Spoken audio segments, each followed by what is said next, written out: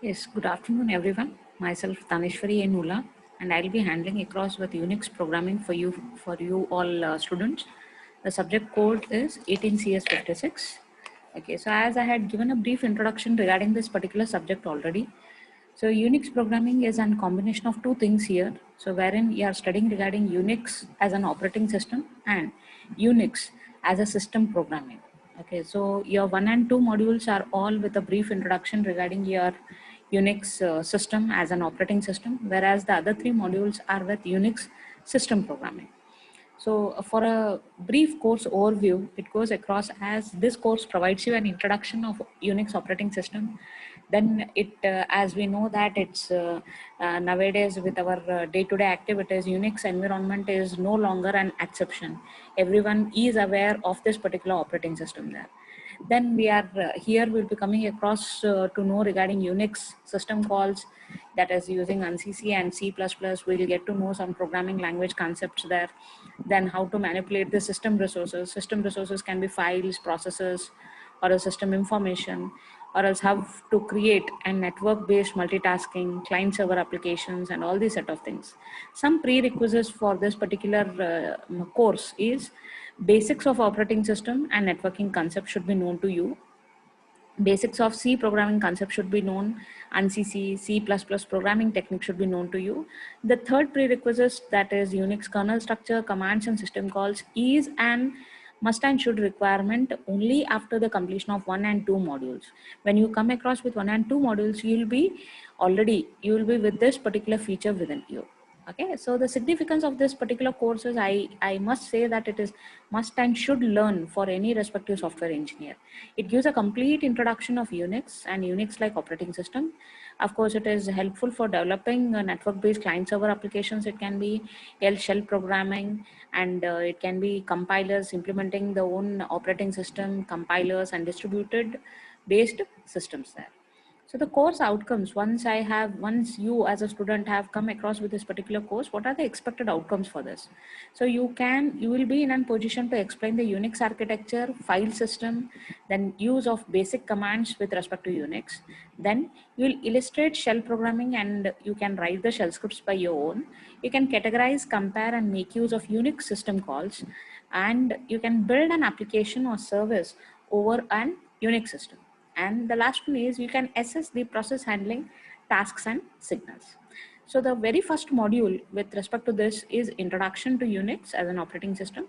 So these are your module outcomes here, wherein you will be coming across to know with introduction of Unix, Unix architecture, what are its features, then difference between Unix and other respective operating system.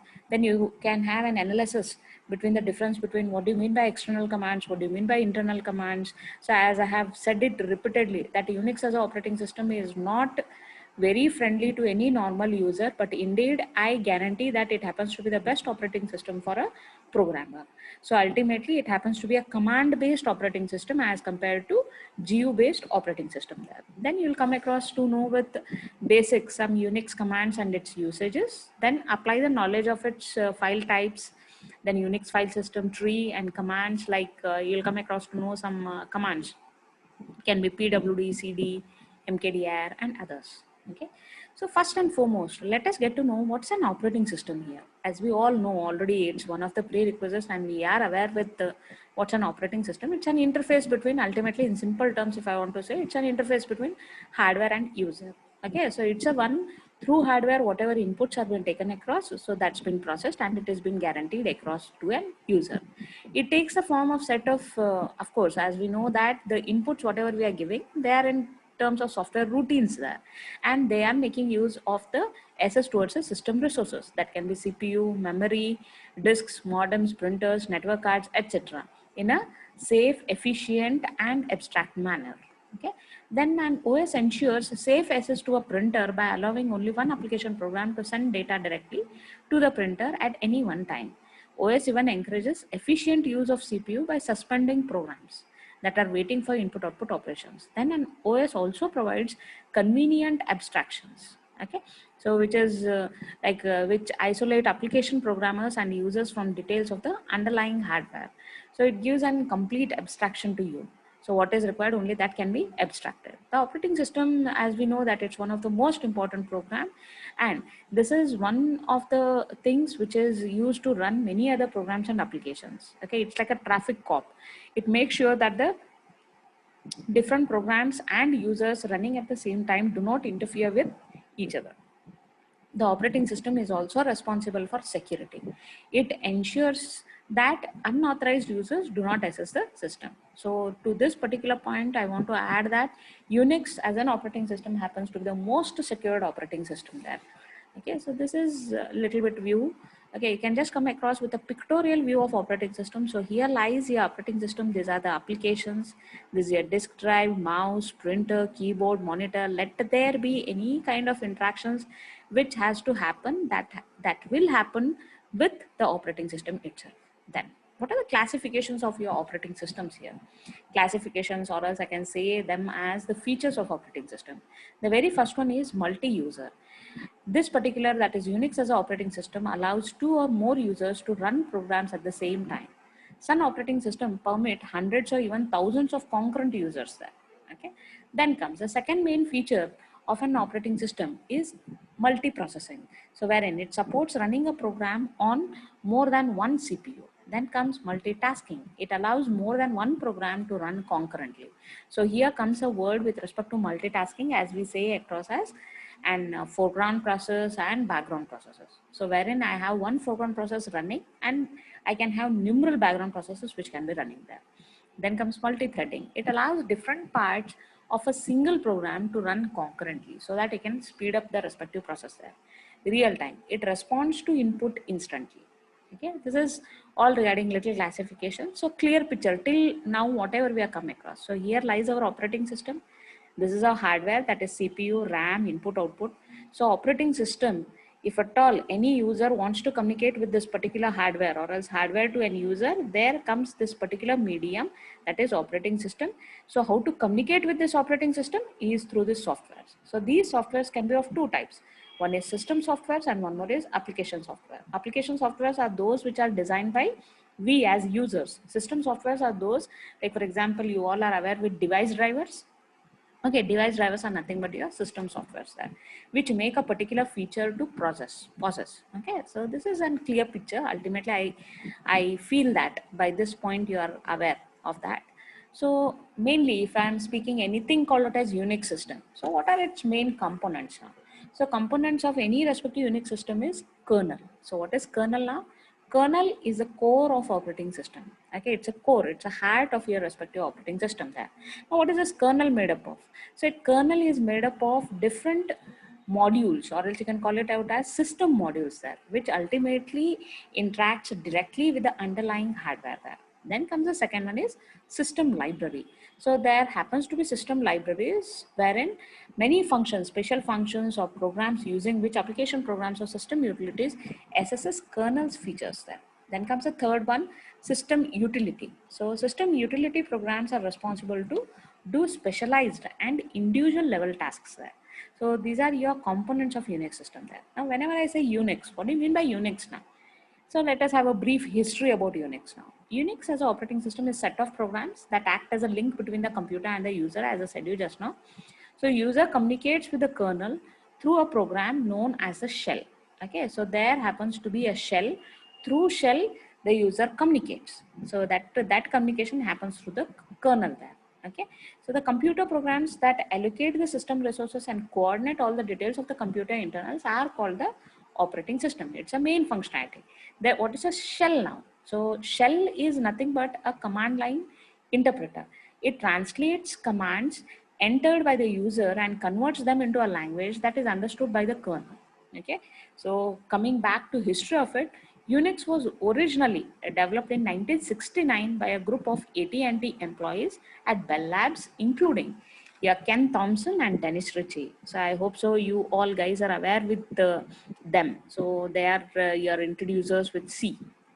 Okay, so there are various Unix variants available in the market. So that can be Solaris, HP has its own brand, HP Unix, AIX, BSD are few examples of it. Linux is also a flavor of Unix there, which is freely available. And one major advantage of this particular operating system is it is freely available. several people can use a Unix computer at the same time. Hence, Unix is called a multi-user system. A user can also run multiple programs at the same time. Hence, Unix is called multitasking. Okay, so once when I'm speaking about some features of Unix, let me be very interact with that particular word there. So features here, so I can say that Unix as an operating system is a portable one, it's an open source one, it's a multi-user, it's a multi-programming system, it maintains hierarchical file system, it has shell, and it is the most secured operating system. So I need not explain you with these terminologies, what do they mean by each of them. Portable, ultimately portability is the best feature which is been available with respect to Unix, and the other important features there. Okay, now comes the major one, that is Unix architecture. How does the Unix works, or else what's the relationship? So usually this is an asked one, so usually they'll ask you what's the relationship between kernel and shell. Yeah, sometimes they'll ask you what's a Unix architecture, explain it. So here you can just come across. So where are we? We are here. We are users at the other end. That is application programs, mail, FTP, DBMS. Who is doing all these things? We as a users. Okay.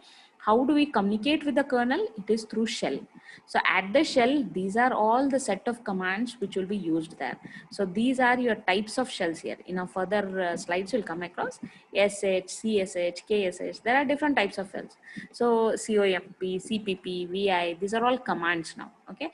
Through these commands, the shell, that is an user, interacts through and shell using these respective commands through the kernel.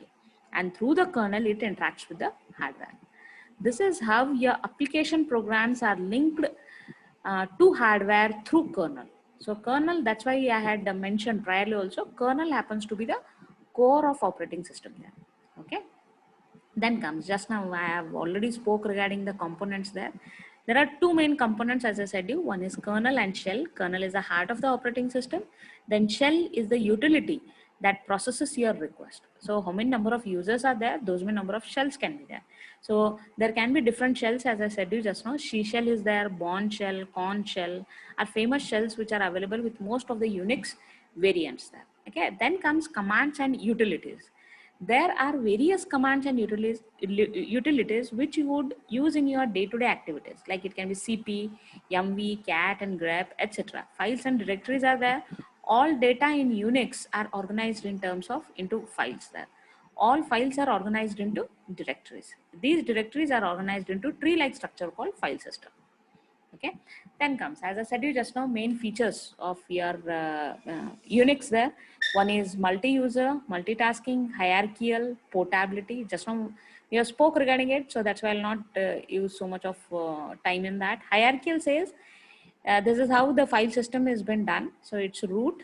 These are all your subdirectories. Under this, these are your subdirectories. It's a tree like a structure here.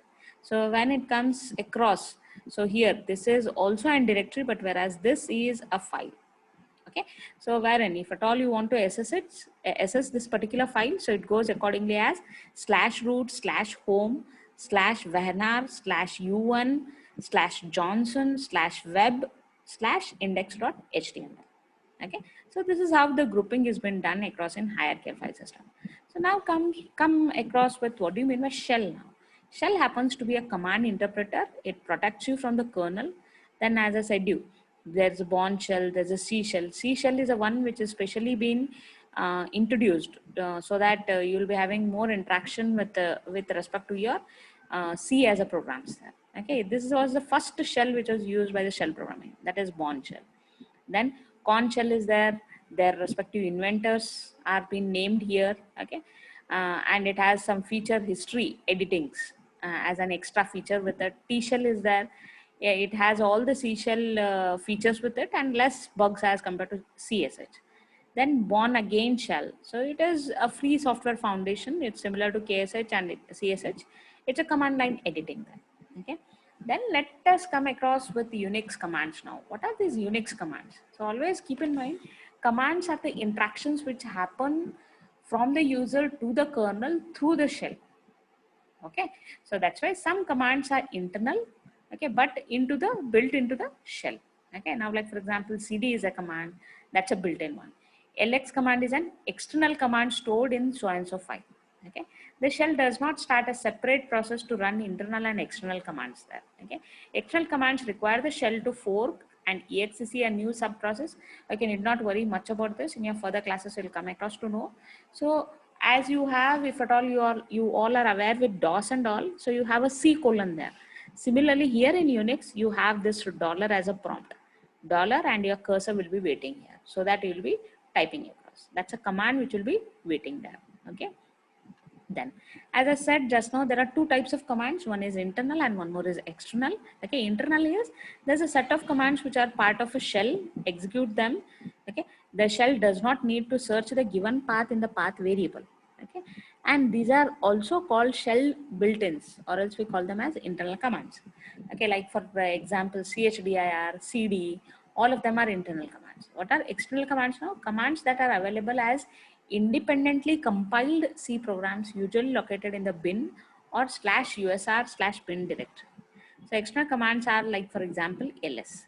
Okay, this is some basic command interactions now. Now, like for example, this is the very first interaction which will happen, that is through login.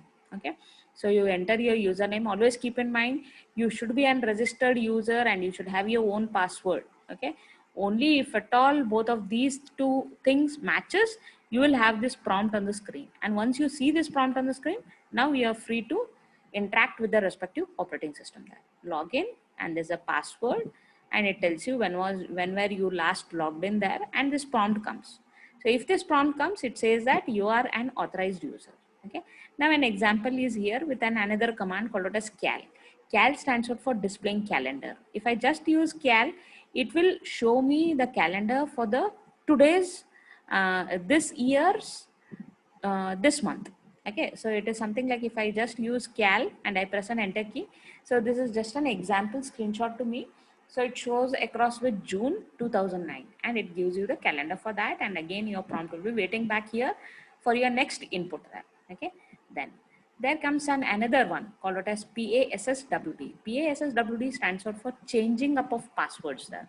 Now here with a login, you have a password here. If you wish to change it, so you can use this particular command. It says changing password for so and so. What's the Unix current password and what is new Unix password, and retype the Unix password there. All authentication tokens are updated successfully here. Okay, and then again you'll be back with your prompt there. One more is there, that's called it as ls-l. Okay, later in our classes we will come across with this particular command in more detail there. Ls stands out for listing of directories and files there. ls-l, it gives you the very first column is the type of a file here. Okay, the next one you can just divide it into 3 bits each, rwx, rwx, r-x. Okay, the first 3 stands out for the permissions of this particular file to the owner. The next 3 stands out for group. The next 3 stands out for others. These are your hard link account. This is who is the owner of that particular file, who is the group owner of that file, what's the file size, when was it last modified. So this is with your output of ls-l, and then you'll be back with your prompt here. Okay. There comes one more command that's called out as who or else. Who am I? Okay. Who is a one which displays all the users who are working on that particular system at that very time. So it lists all the names of those users there, on which all terminal are they working. If at all you use who am I, it lists you as a shell on which you're working, it lists you that particular name here, amrod. So it means that who am I? Okay. So if I use another command called it as users, so it tells you who are the users now. There are 3 users, Amrud, Bablu and Kader. Okay. If I use who, it tells you these are, here I have used who am I. Okay, on a particular terminal. If I want on all the terminals who all are working, so only just use who and press an enter key. Okay, it lists you. These are the 3 number of users. They are working on so and so terminal since so much of time. Okay, that is since they have logged in. This is a login time, and then again you'll be back with your prompt. These are all command interactions which happen there. Okay, then comes there is another command called it as type. So what is this type command? Type tells you, it is something like it tells you the location of where that command is existing or else where the command is lying or something there. Type command is a shell built in that displays the kind of command the shell will execute there. Okay, now like for example, type. So type is a shell built in. Okay, type ls. The output what you expect is ls is aliased to ls hyphen color is equals to tty. Type cp. So cp is, where is it located ultimately? Knowing the type of a command and locating it, where it is located. Okay, there comes one more command called as date. So what is this date now? It displays the system date and time. So it displays both the date and time along with. Okay, so these are some of the options which you can use along with your date as a command there. Date hyphen u. So it tells you with an, this is with Indian Standard Time, this is universal. Okay, similarly I have one more command here called as echo. Okay, what is this echo? Echo is whatever you type across, the same thing will be your display of the output there. Echo, this is a 3-line text message. Okay, it prints you back as this is a 3-line text message. Whatever you are typing here within the quotes, okay, the command goes accordingly as dollar echo within quotes, whatever you type down, the same will be printed here. Okay, so to break it, you can use Control Z. Then when you press Control Z, again the prompt will be waiting back. Again you'll be using echo. Okay, there's one more called as STTY. STTY stands out for, TTY stands out for, keep in mind, terminal characteristics. STTY stands out for settings with respect to terminal. Okay, STTY sane. So it means that you are resetting all the terminal. Be very cautious when you're using it. Okay, I repeat it, be very cautious when you're using this particular command. STTY hyphen echo, it is nothing but you are displaying, you are disabling the echoing of terminal input. So if there is a disable of echo, it means that whatever you type onto the keyboard will not be displayed onto the screen. Okay, then STTY echo, re-enable echoing of terminal input. Okay, then STTY hyphen a, display all current terminal settings there. Okay, similarly you have acquiring super user status there. Now here, till now I spoke across with, there happens to be a super user. Super user is nothing but the one who is installing the respective operating system and who is an administrator there. Okay, who has all the respective permissions there. Okay, but if at all you are a normal user, if I assume I being as a, I have created a file. Okay, and B cannot delete that particular file. But if at all you log in into super user, then you have full permission to delete that particular file. Got to know? Okay, so the same thing. How can you shift to super user? You can shift to super user only if you have a valid password of that particular super user. So it is SU. So it same across with it. It asks you for the password. As soon as you type the password, this dollar changes its prompt to hash. So hash says that now you are being logged in into super user there. Okay, there comes PWD. PWD stands out for present working directory. In which directory are you working? You're working in this particular directory. Okay, so keep in mind your directory does not change. In which you are working priorly here, the same directory will be here, but only change is with respect to the prompts. Okay, from super user SS we can switch to other user by using SU. Okay, same use SU hyphen use your username, and when you press an enter key, you'll be shifted to that particular username then. Okay, so user managements are you will be coming across with these few terminologies there. UID stands out for user identification. GID stands out for group identification. Then comes home directory, login shell, okay, mailbox, and the password. Okay, most of these are found in a single line identifying the user in /etc/PASSWD. These are two very important files. Always forever keep it in the mind. etc/PASSWD, it has all the user information except the password encryption. Okay, whereas, okay, password encryption is now stored here. Okay, but what happens here, the encryption what is used for that password is stored in etc/SAT. Okay, so this completes a small brief introduction to your Unix here. Okay, so in the next particular video I will tell you more regarding file system there. Okay, so that is Unix file system. I hope you have got to know. Okay, thank you.